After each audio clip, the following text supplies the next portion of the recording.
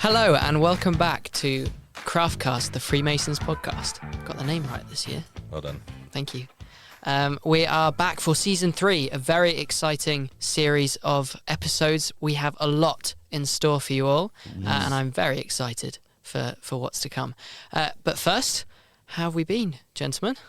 Well, a bit of news from me. I am now engaged to be married. Congratulations. Congratulations. Yeah, Oh, incredible. Is that it? Seriously? Well, actually, I was just thinking Congratulations. we should have like a little party tune afterwards. Yeah, absolutely. Insert jingle Yeah, here. insert jingle.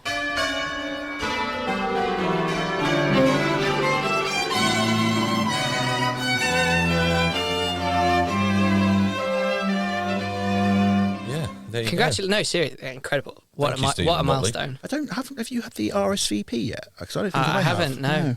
It was 3 weeks ago. Plenty of time to start thinking about a save Yeah, the come date. on. Clearly, I've had a conversation with my better half. haven't I? Clearly, yes. There are things going on here you're not aware of, Apparently clearly. so. Yeah, it was about time. Been together long enough, and I've had the ring for 6 months. Wow. Actually, Waiting for the perfect moment. Well, we were out and about with our little girl, and walked past the jewellers, and she's very, very particular about. She always has been very particular about the ring that she would have liked, and she stopped and was, oh my god, That's the one. that's it. And I was like, what do you mean? Me being absolutely oblivious, probably checking the football score or something. She said, that's the ring. That's the perfect ring. Thin band, big old diamond. And after I'd got up from the floor after seeing how much it cost, I was like, oh, right, okay. And she kept going on about it, like she was obsessed with it. So I went back and got it the next day. And I had it for 6 months, waiting for the right opportunity. I considered Hever Castle. She's got a phobia of wasps. There were too many wasps. Couldn't do it there. I was too heavy to go on a boat, to go out on the lake. I can't tell you the embarrassment one has to feel when you approach a man who looks after boats. I don't know what you would call that. What would you call that? A boatman? Boatman, I don't know. yeah. A boatman. So you've approached a boatman. That's where we've got in this story. The worst part of it was, as I approached him, I saw the sign that said you have to be under 16 stone.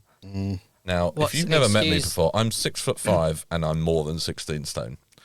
But because I was approaching him and he had already sort of acknowledged that I was there, I just You had still had to ask? I had to ask out of some sort of level of awkwardness, and he sort of gave me this sort of look and was just sort of, unfortunately, can you not read, Licked mate? you up and down. just sort of pointed at the sign. Yeah. So that was out the window, and then it got it done in the end. So where did you propose? At the Nomad Hotel in London, which is opposite the Royal Opera House, and it's lovely. formerly Bow Street Police Station Yes. and Courthouse.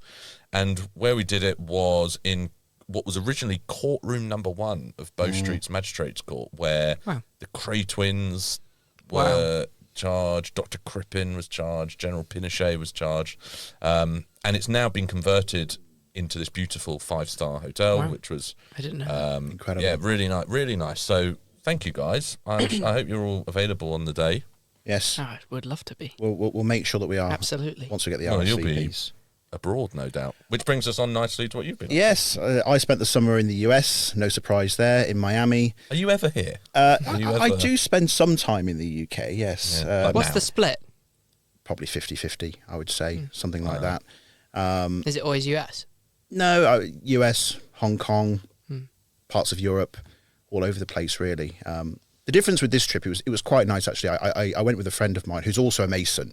And it was just nice that, when you finish work, you go back in the evenings, you can go for dinner, go to the beach, do something with somebody, because I've got to tell you, when you spend 6 weeks in an apartment on your own, the evenings can get a little bit lonely, right? So actually, it's quite nice to do something with somebody. Yeah, of course. So I really appreciated that. What about you, Watley? Well, I had a really sort of special Masonic meeting, aside from my summer plans, which were actually mainly just studying. I was installed into the chair in the Mark degree by my father, no less. So Nice. and it was a honestly magical evening. The whole thing was just wonderful. Is that the second time your father has installed you? Because when you went into the chair of your craft lodge, he installed you as master there as well, didn't he? Indeed it is. And he's proclaimed me as well. Yes. Oh, because of course you continued. Yeah, I'm still They haven't got rid of me yet. Yes. So it was really nice. It's a different ceremony as well, which was really, special and spectacular. And also what was nice for me is my mother, Mark Lodge.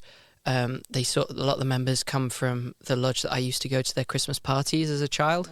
So I've known a lot of them, pretty since I recently, was not long ago. I've known them for a little while, not long, clearly. 3-4 years.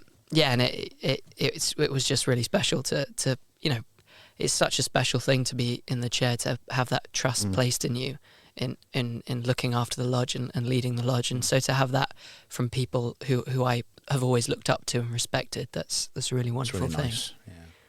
So welcome to season 3 of Craftcast. Yeah, let's get back to why we're here. I guess. Talk about Freemasonry. Shall we talk about Freemasonry? And we thought we'd open the series with a really important subject and something that we've wanted to discuss all the way from the beginning of season 1.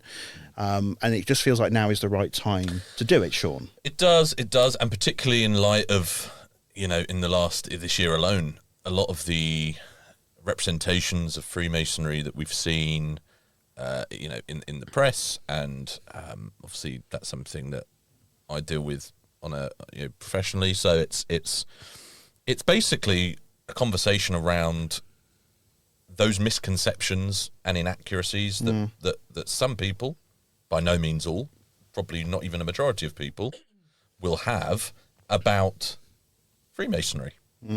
And we thought it would be a nice idea to have a chat between the three of us where we discuss some of these misconceptions and inaccuracies. And I think Masons hear it on whenever they speak to someone who isn't, you hear it so often. Yeah, exactly right. So I mean, I sort of do a talk to lodges and whatnot about this, and a starting point for me is always, let's imagine you go out to local high street in a town where we are, etc., and let's ask a random Joe member of the public what comes to mind when you think about Freemasonry, and then that sort of opens up a conversation. But I think probably, I don't know if you guys would agree with this as your experience as Freemasons, but and Stephen, this will be particularly pertinent to you for reasons that will become obvious. But one of the main ones that I get, and I know we get as an organisation, is this suggestion that only men can become Freemasons. Now, you obviously know Stephen particularly because your mum is a senior member of, is a senior female Freemason, that's not the case. So I guess for you, that must be a little bit frustrating even to sort of hear that misconception being banded around. Yeah, absolutely. And also my mum isn't the only member of my family either who's a female Freemason. Right. So, I mean, to come from a family of Masons, it is strange to hear that. Yeah. And I think just, like you say, frustrating because it's in general just unacceptable to have sort of things that are so anti anything, right? We should be accepting of everyone and inclusive of everyone. And there's, Freemasonry is all about family values and things, and what family value is excluding females. I mean, it's just insane. Yes. And I think I also hear it a lot at the university scheme level when you go to freshers' fairs and things. Actually, at sometimes even more than 50% of our inquiries are from women asking, "Oh, I didn't realise this could be for me," and they're interested. Sure. And I hope, my hope at least, is that from sort of the younger generation, with our sort of very progressive outlook on, in my opinion, progressive outlook on Freemasonry and being very, at least forward facing with it and very open, that more women will start to realise that it could be for them as well. Yeah, and I mean, obviously, recently we've had the announcement of the formation of the Council for Freemasonry in England and Wales. Yeah. Which, for those of you that aren't aware, is a new council that's been created, which the members of UGLE, the Order of Women Freemasons, and the Honourable Fraternity of Ancient Freemasons. So that's the two women's Grand Lodges and ourselves. And the idea is to create a body through which ideas can be shared. We can work together on a number of these different initiatives, and still at meetings and stuff, meet in men's meetings, Yeah. women meet in women's Yeah. meetings, and none of the organisations have any wish Want to that change to that, change, and yeah. want that to change. By the But way, it is presenting to an extent a united front to the public. exactly. Yes. Of Yeah. that we are Freemasonry. Yes. Exactly. And right. as much as we are separated into different grand lodges, we have the same principal values. Exactly. Correct. Yeah. I once was doing a public engagement event in my province, and a member of the public came up and spoke to me. They didn't know that there was such a thing as Freemasonry for women, female Freemasonry. And when I explained this, the response I got was, well, is it just, it was quite condescending, really. It was, is this just a knitting society compared to what the men do? Wow, charming. Wow. I know, which was, Yeah. it really took me aback. But the thing I would encourage anybody who's listening to this to go and revisit is the episode we did in series 1 with the two Absolutely. Grand Masters of the two women's Grand Lodges, because I put that to them, knowing, of course, that it wasn't true. And the response that we got was, if anybody tells me that I'm not a real Freemason, I'm not going to be happy. Just because male and female It might whack 'em Freemasonry, if it wasn't exactly, Masonic. Yeah. Yeah. because we meet in two separate sets of meetings, it's not valid to say that one is proper and one isn't. No, and James, would you say that a woman who's playing football for Arsenal ladies team is any less than a footballer than someone who's playing for Arsenal men's team? Of course Absolutely you're not. What an absolutely ridiculous thing to say. And I think just to bring it to football for a moment, I think as the men's Euros team have shown, the women's team are more capable Quite. of winning a Too soon. game Too soon, James. than the men are. So No, very true. I forgot that was this summer. yes, Yeah. it still hurts. Yeah, no, but genuinely, and actually, what we're already seeing, that cooperation at a national level. Particularly we had a joint statement that was released between the three of us. We had an exclusive in the Telegraph. We had 2 exclusives in the Telegraph, actually. And what we're really seeing now is an increased level of interest from national media. All those sorts of people in Freemasonry, and more importantly, and what's really good for us, and it gives us the opportunity to share all these good things, what Freemasonry does in society in 2024, and what place does it have, and what can it offer people? Those are some really important and that topics. is genderless. Of That course is, it is. that is for everyone. And I Absolutely think, right. like I said, you see it on a university scheme level. In the societies within the universities, they are naturally open to all. Yes. And so you get, and in fact, in my university, our president is now a female Freemason, Right. a woman Freemason, and actually most of our committee are women Freemasons. Yeah. And you see them on the stall, and it's still, oh wow, Yeah. what are you doing there, kind Yeah. of thing. Yeah, Was yeah, it- So, but I think this council is probably, maybe we don't even realise how historic this is. That this could be discussed in 100 years' time as a pivotal moment Yes. in Yeah. sort of the future of Freemasonry. I remember having a conversation with a senior member of the Order of Women Freemasons, Yeah. and she told me a story about the time she was at it might have been a freshers' fair actually at university, and someone basically said, "Oh, what is this? Just something that's been cooked up in order to almost as a way to address the misconception?" Or Yeah. she said, well, women have No. been meeting as Freemasons in this country for over 100 years. Yes. Yeah. So do your research Yeah. before you come at me. Anyway, Yes. More more misconceptions. misconceptions. So we do have a list that we've put together, which we're working our way through. So look, Very slowly. Yeah. That's one. yeah, that's number 1. Number 2, and this is in no particular order, by the way, this idea and suggestion that all Freemasons are wealthy, Yeah. some sort of So no, senior level. a rich boys club kind of thing. yeah, It's- sort of everyone holds these really pivotal roles in society, Yeah. and couldn't be further from the truth. I think one of the things I actually really love about Masonry, well, one of our core values is friendship, right? Yeah. And respect and integrity. The 3 of our 4 core values. Yep. That has nothing to do with wealth, and neither No. does service to community. no, None of that has anything to do with wealth. And one of the things I love is going to a lodge meeting and sitting next to someone. You could have a builder sat on your left and a litigator sat on your right, Yes. and very different professions. yeah, You could have a politician, even though, which we'll come to, yeah, Freemasonry is apolitical, not anything to do with politics. You could have a politician who's just a genuinely lovely person. Yeah. And it just, you get the variety of like almost a cross section of society who all believe in the same principal values. Yeah. And you get all that background. I think that's just wonderful. Yeah. It does an incredible job of breaking down Barriers. socioeconomic barriers. Absolutely. Actually, the fact that you can go to your lodge and have those few hours a couple of times a year where you don't have to think about work or any of that stuff. Yep. And you can just go and have a good time and talk to your friends, and everybody's treated equal and everybody is equal. And you don't have to be in the space you are in the workplace where it's about seniority and it's about, the sort of people you mix with, because society generally outside of Masonry, you tend to mix with people that either work with you or in the same socioeconomic class as you or went to the same school as you or whatever it may be.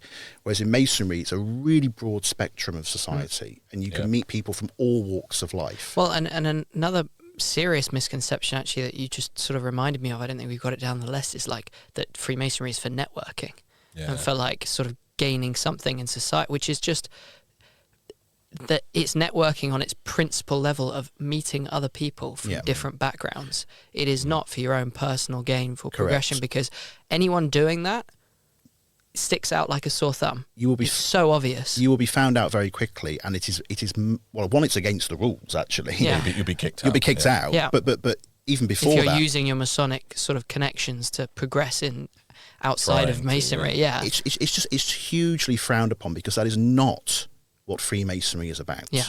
And if you were to want to become a Freemason because you think it's going to get you somewhere in your professional life, well, you won't be proposed. I hate to tell you this, but you're wrong. I'll save you the time. I'll save you the time. If by some you're wrong. miracle you managed to convince someone to, and you played along the act, you can't play forever. Correct. No. And you do, and I've seen it at least on one occasion where someone just didn't fit in because that's what they were there for.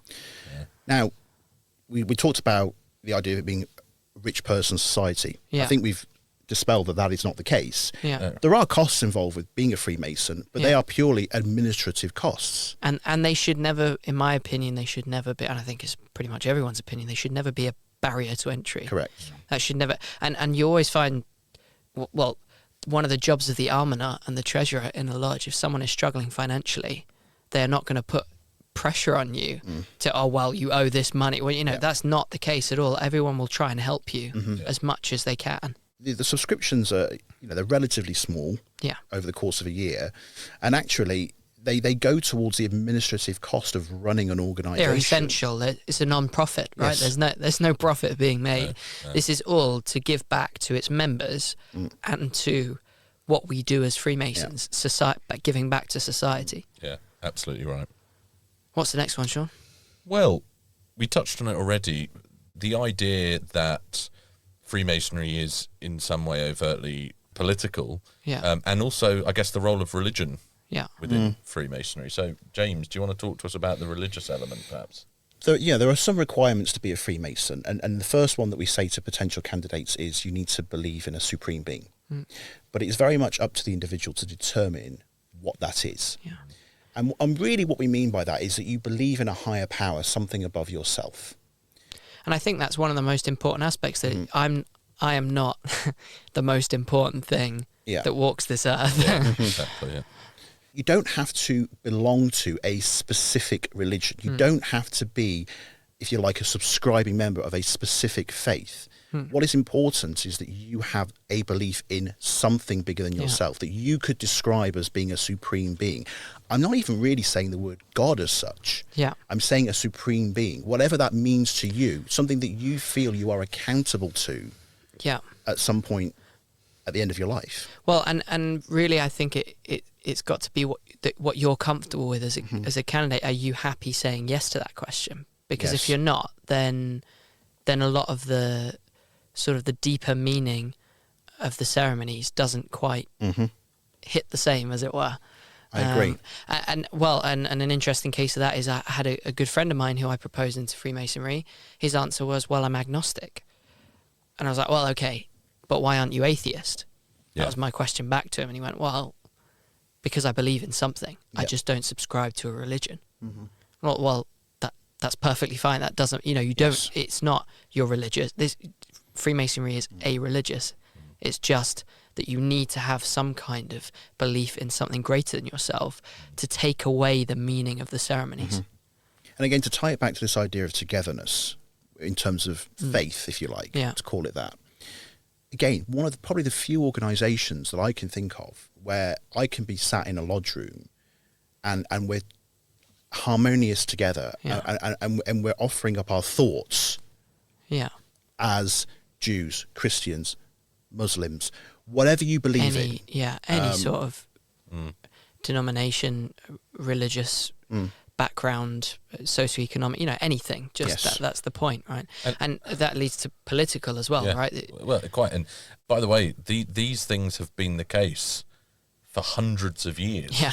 For hundreds of years. It's one of the basis of Masonic meetings, Freemasons lodges have been a place where people can, as you said, James, one of the very few places in society where people can meet on the level, is the term that we use, all on the same level, everyone's on an equal footing, regardless of anything that outside of that room would usually divide us. And as you say, that's why discussion of religion and politics in our meetings and in a Masonic setting is strictly forbidden.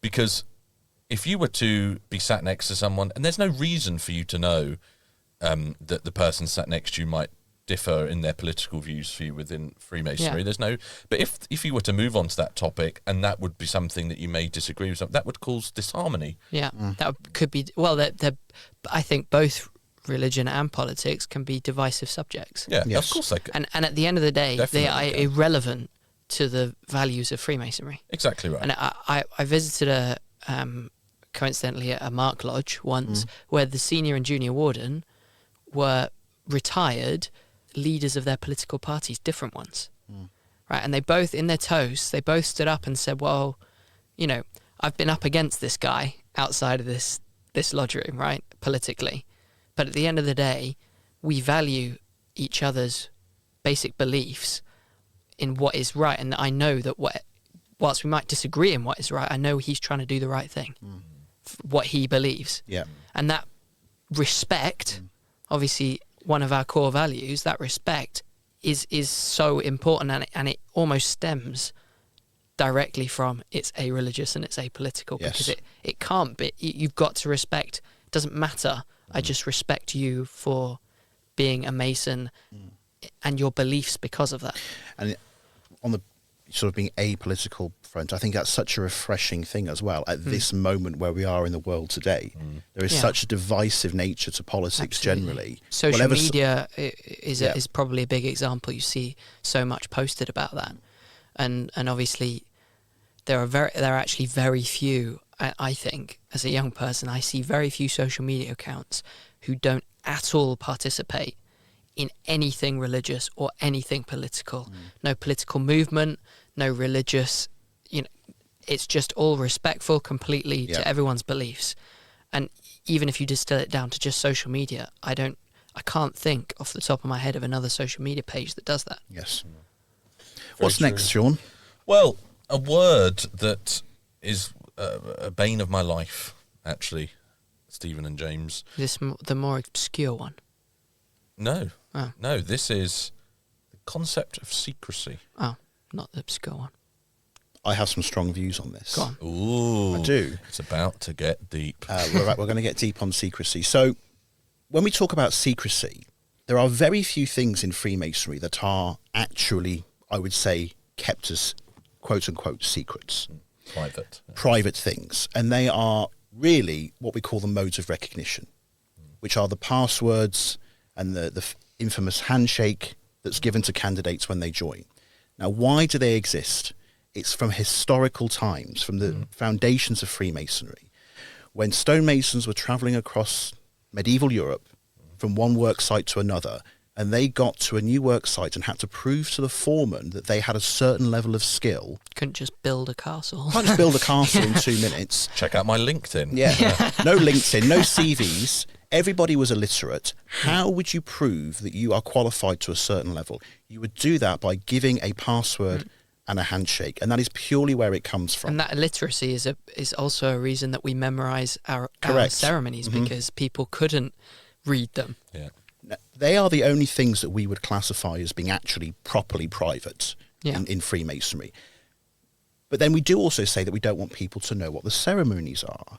Now, why is that? That is because of the fact we just don't want the people that are about to go through them to have a spoiler for an experience we want them to enjoy.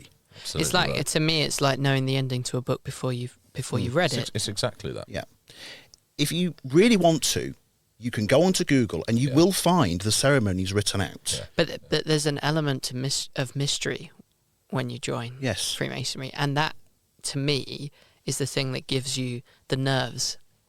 You know, the good nerves, the excitement, what's happening here? Yeah, it's a new experience. And something I actually always say that I really got from my dad, that we always say to candidates is, once they've decided, obviously you've got to do your research and make sure you're joining for the right reasons, and you're happy with everything and your decision to join. But once you've decided, stop Googling. Because either you're going to find something right and it'll ruin it, or you'll find something wrong and it'll ruin it. Yes.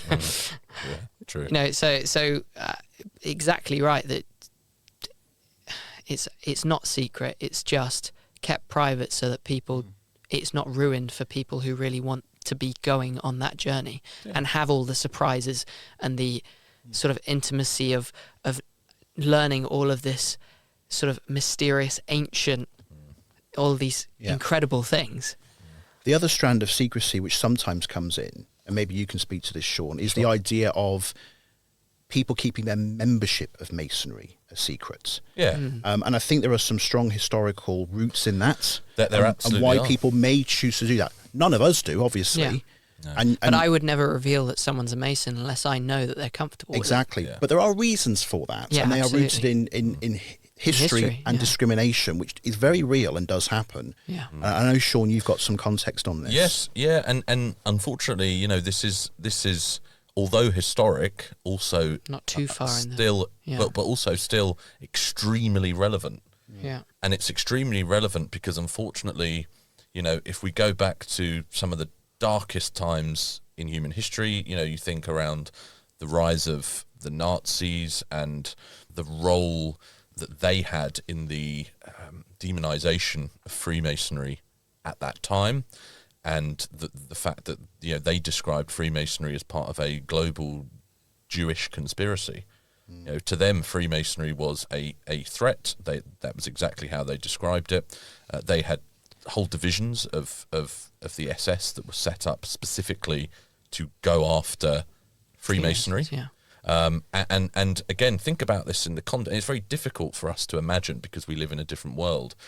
But if you imagine how that must have been at that time, where you know that just a few hundred miles away across the channel, your contemporaries, fellow Freemasons in other countries are being persecuted, are being murdered, are being arrested. Their families are being arrested, murdered, brutalized. You know, that's a terrifying thing. And again, you think about the history of the situation as the Third Reich expanded across Europe, invaded France, invaded the Channel Islands, ransacked the Masonic Hall in Jersey. You know, number of people arrested. There was a very, very, very real threat of invasion of this country. Yeah. And what would have followed? I mean, look, there are a number of estimates around the number of Freemasons that has been suggested were killed in the Holocaust. Those numbers generally Impossible to be accurate. It's impossible completely. to be accurate for obvious reasons, but it's estimated to be in the tens of thousands. You know, and the idea that was your fate purely because of your membership of Freemasonry is absolutely terrifying. And all that's happened is, over time, is that fear, that trepidation of the discrimination, the misunderstanding, the concepts that we've even discussed as part of this conversation have just continued over the decades and has led to a point where, unfortunately, you know, there are these a vacuum of space was created. And that's not to say there weren't efforts to try and fill it, because there were in the late 80s and the 90s.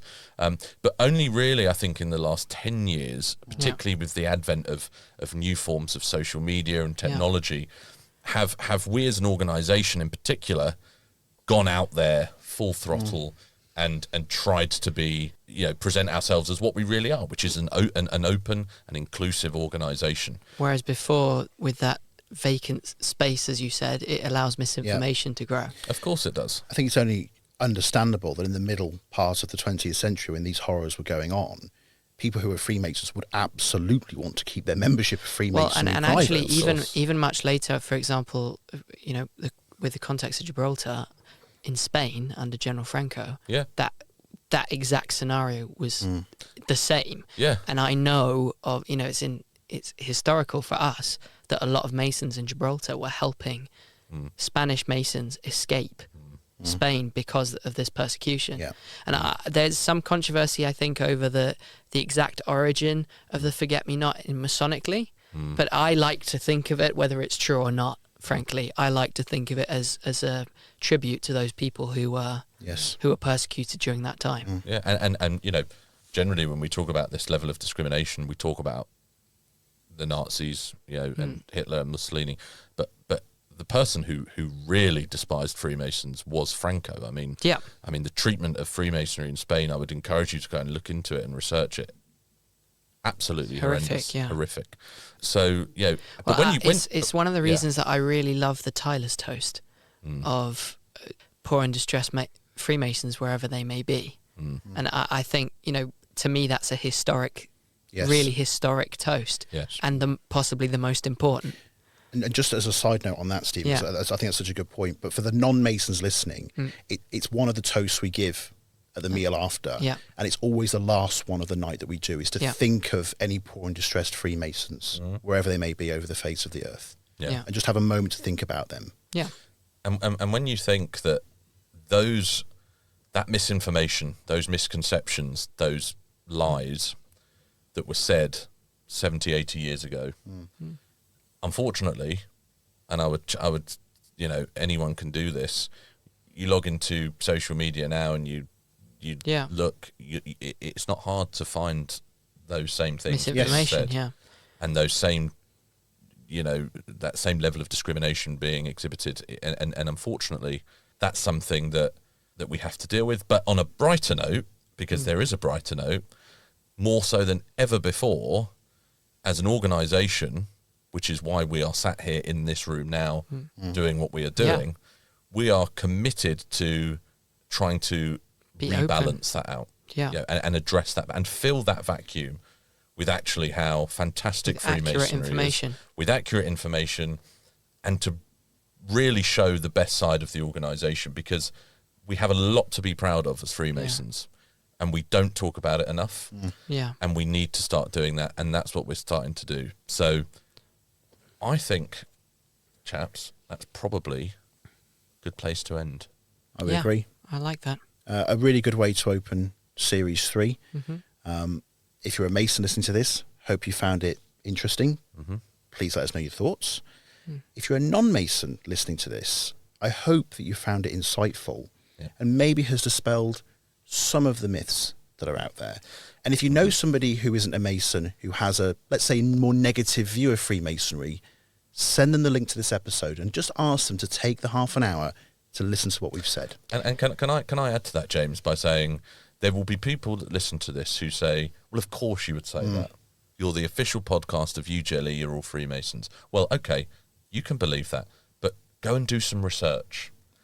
Research verified sources, speak to people that know, don't take everything at face value, and find stuff out. Do some research yourself, but the research that you do, I'm not talking about watching a couple of videos on YouTube. There are some great books out there. I would recommend John Dickey's book, the recent book that he did on Freemasonry. John Dickey's a professor at Imperial College in London. He's done a lot of research on the topic, not a Freemason, but provides a really interesting historical oversight of the organisation historically and now, about the role of Freemasonry within society, I would really encourage you to go and do some research, and don't believe everything you read on social media. And I'd like to I've been thinking what's you two have been back and forth, and I'd like to sort of finish with something that I think you'll agree with, which is, I mentioned the Tyler's toast. I think if I was ever, I like the thought that for those people who are poor and distressed, that they knew that all around the world Freemasons were thinking of them.